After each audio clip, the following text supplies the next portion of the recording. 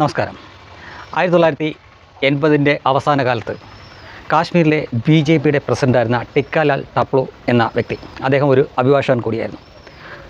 അദ്ദേഹം ശ്രീനഗറിലുള്ള തൻ്റെ വസതിയിൽ നിന്ന് ഹൈക്കോടതിയിലേക്ക് പോകാൻ ഇറങ്ങുന്ന സമയത്ത് ഏതാനും ചെറുപ്പക്കാർ അദ്ദേഹത്തെ സമീപിച്ചിട്ട് പറഞ്ഞു, നീ BJPയുടെ നേതാവാണല്ലേ, വന്നേ പറയട്ടെ. അങ്ങനെ അവർ അയാളെ കുറച്ചങ്ങോട്ട് മാറ്റി നിർത്തിയതിന് ശേഷം നെഞ്ചിൽ തുരുതുരെ വെടിവെച്ച് കൊന്നുകളഞ്ഞു. വാർത്ത കാട്ടുതീ പോലെ കാശ്മീരെല്ലാം പടർന്നു. അവിടുത്തെ മാർക്കറ്റുകളിൽ, കടകളിൽ, ആളുകൾ സംസാരിക്കുന്നിടങ്ങളിൽ, വീടുകളിൽ, സ്ഥാപനങ്ങളിൽ എല്ലാം അവരിതിനെ വെറും ഒറ്റപ്പെട്ട ഒരു സംഭവമായി കണ്ടു. നമ്മളെ ഒന്നും ബാധിക്കുന്ന കാര്യമല്ലല്ലോ, മറ്റെന്തെങ്കിലും വിഷയമായിരിക്കും എന്ന് പറഞ്ഞ് ദിവസങ്ങൾക്കുള്ളിൽ ആ സംഭവം മറന്നു. 3 ആഴ്ചയ്ക്ക് ശേഷം വേറൊരു അഭിഭാഷകനെയും, ഒരു ഹൈന്ദവ അഭിഭാഷകനെയും ഇതേപോലെ തന്നെ ഏതാനും ചെറുപ്പക്കാർ വെടിവെച്ച് കൊന്നു. അപ്പോഴും കാശ്മീരിലുള്ള ഹിന്ദുക്കൾ ഞെട്ടൽ രേഖപ്പെടുത്തി. അയാൾ ആരെയെങ്കിലും അനാവശ്യമായിട്ട് വധശിക്ഷയ്ക്ക് വിധിച്ചു കാണും, അവർ പ്രതികാരം വീട്ടിയതായിരിക്കും എന്ന തരത്തിൽ അതിനെ ലഘൂകരിച്ച് കണ്ടു. ആ സംഭവം നടന്ന 3 ആഴ്ചയ്ക്ക് ശേഷം കാശ്മീർ താഴ്വരകളിലെ മുസ്ലിം പള്ളികളിലെ ഉച്ചഭാഷണിയിൽ നിന്ന് ചില അനൗൺസ്മെൻറ്റുകൾ കേട്ടു തുടങ്ങി. കാഫിറുകളും ബഹുദൈവ ആരാധകരും കാശ്മീർ വിട്ടുപോവുക, കാശ്മീർ ദാറുൽ ഇസ്ലാം ആക്കാൻ പോകുന്നു.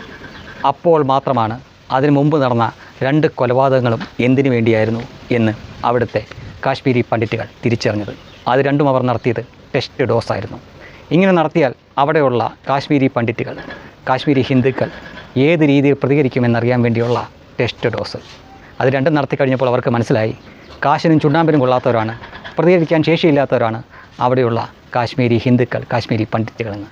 പിന്നെ നടന്നത് എല്ലാവർക്കും അറിയാം. ഇന്നും അതിൻ്റെ ബാക്കി പത്രമായി എത്രയോ കാശ്മീരി കുടുംബങ്ങൾ ഹരിയാനയിലും ഡൽഹിയിലും തെരുവിൽ ടെൻ്റടിച്ച് കഴിയുന്നുണ്ട്.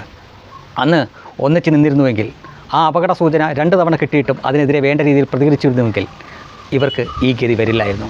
ഞാൻ ഇത്രയും പറഞ്ഞത് എന്തുകൊണ്ടാണെന്ന് ഇതിനകം തന്നെ നിങ്ങൾക്ക് മനസ്സിലായി കാണും. കാശ്മീർ പോലെ ആയുധമെടുത്ത് ചെയ്യാൻ പറ്റാത്തതുകൊണ്ട് മാത്രം ഇവിടെ മറ്റൊരു രീതിയിലാണ് ഈ കൊച്ചു കേരളത്തിൽ ഇവർ ഇത് പരീക്ഷിക്കുന്നത്. കഴിഞ്ഞ വിഷുദിനത്തിലും നമ്മളത് കണ്ടു. അതൊരു ഒറ്റപ്പെട്ട സംഭവമായിരുന്നില്ല. ഒറ്റപ്പെട്ടതാണെങ്കിൽ ഒരു ഹോട്ടലുകാരൻ മാത്രം ചെയ്യേണ്ട കാര്യമാണ്. എന്നാൽ 4 അല്ല 5 അല്ല 6 അല്ല, ഏതാണ്ട് 8 9 വിവിധങ്ങളായിട്ടുള്ള ഹോട്ടലുകൾ സമാനമായ രീതിയിൽ കുഴിമന്തി കഴിക്കുന്ന, മന്തി കഴിക്കുന്ന, നോൺ വെജ് വിഭവങ്ങൾ കഴിക്കുന്ന ഉണ്ണികൃഷ്ണൻ്റെ ചിത്രവുമായിട്ട് വിഷു ആശംസാ കാർഡ് ഇറക്കിവിട്ടത് നമ്മൾ കണ്ടു. ഇനി പറ, ഇത് ടെസ്റ്റ് ഡോസ് അല്ലാതെ മറ്റെന്താണ്? ഇതൊരിക്കലും ഒരു ഒറ്റപ്പെട്ട സംഭവമല്ല, അറിവില്ലായ്മയല്ല. ഇത് അറിഞ്ഞുകൊണ്ട് തന്നെ ചെയ്തതാണ്.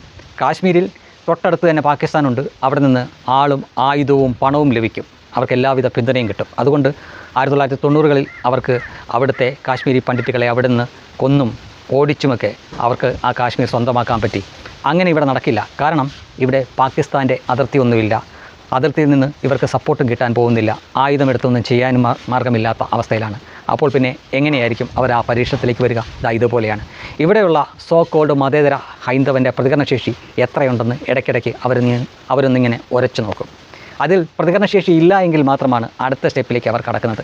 പക്ഷേ ഇത്തവണ അവരെ കൂടി ഞെട്ടിച്ചുകൊണ്ട് അതിനിശ്ചിതമായ കഠിനമായ പ്രതികരണമാണ് അവർക്ക് നേരിടേണ്ടി വന്നത്. അതിനാൽ തന്നെ അവരുടെ കൂട്ടത്തിൽ നിന്ന് തന്നെയുള്ള ചില ഉസ്താദുമാർ ആദ്യം തന്നെ ഈ ചെയ്തവരെ തള്ളിപ്പറഞ്ഞു. അവരുടെ കൂട്ടരായിട്ട് കൂടി. മുൻപൊരിക്കലും നമ്മളിത് കാണാത്തൊരു കാഴ്ചയാണ്.